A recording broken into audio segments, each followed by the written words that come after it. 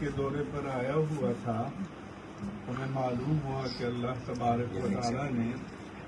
اہل سنت و جماعت کے ممتاز خطیب علامہ اویس مرتضیٰ نوری کو شادی کے کافی عرصے بعد صاحبزادے کی نعمت سے نوازا ہے،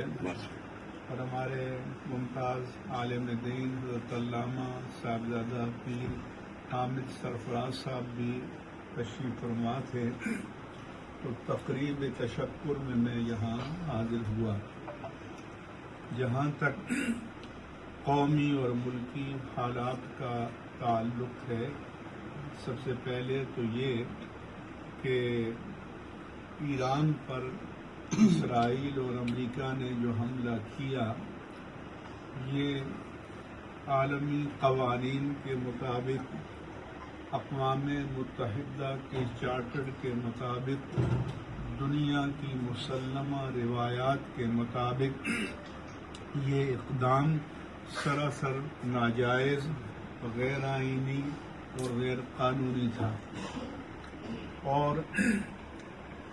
دھوکہ دہی سے کیا گیا،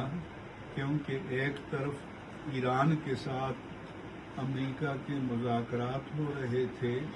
اور عمان کے وزیر خارجہ نے بیان دیا کہ اصولی طور پر جو یورینیم انریچمنٹ کے بارے میں بھی ہم معاہدے کے قریب پہنچ چکے ہیں، اب اس کو حتمی شکل دینی ہے،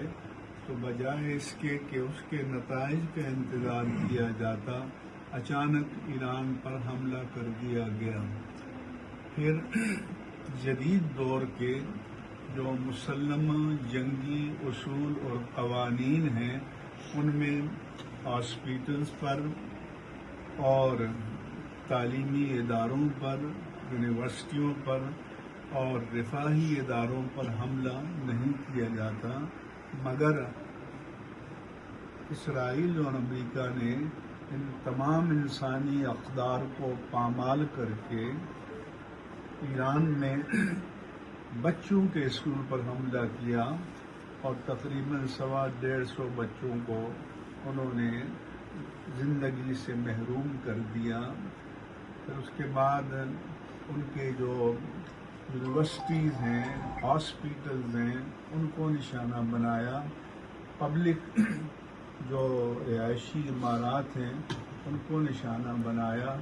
تو یہ انتہائی درجے میں قابل مذمت ہے، اور ہم اس کی شدید ترین مذمت کرتے ہیں۔ اس کے بعد اللہ تبارک و تعالیٰ نے پاکستان کو ایک اعزاز عطا فرمایا کہ ہماری حکومت نے انیشیٹو لیا، پہل کی، اور اسلام آباد میں پاکستان اور ترکی اور سعودی عرب اور مصر کے وزرائے خارجہ کا اجلاس ہوا۔ اس کے فالو اپ میں ہمارے وزیر خارجہ چائنا بھی گئے، اور یہ ایک پورے عالم میں اعزاز ہے کہ پاکستان نے اس جنگ بندی میں، جو پوری دنیا اور دنیا کی معیشت کے لیے خطرات کا باعث تھی، جنگ بندی میں اہم کردار ادا کیا، اور سفارتی میدان میں پاکستان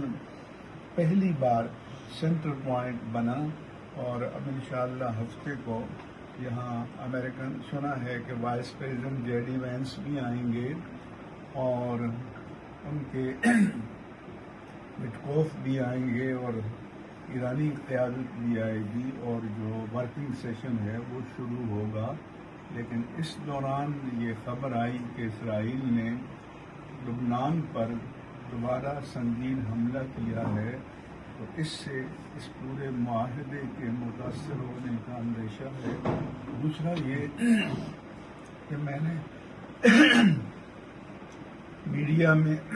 سوشل میڈیا پر پڑھا اور سنا کہ اپوزیشن نے اس پاکستان کو جو اعزاز ملا ہے اور جنگ بندی ہوئی ہے، اس کو اپریشیٹ کیا ہے، تو میں سمجھتا ہوں کہ یہ ایک اچھا جیسچر ہے۔ دوسرا یہ کہ پی ٹی آئی نے لیاقت باغ میں ایک احتجاجی جلسے کا اعلان کر رکھا تھا اور جمعیت علماء اسلام نے بھی اسلام آباد میں کر رکھا تھا، مگر انہوں نے بھی حکومت کی درخواست پر اور حالات کی نزاکت کو سمجھتے ہوئے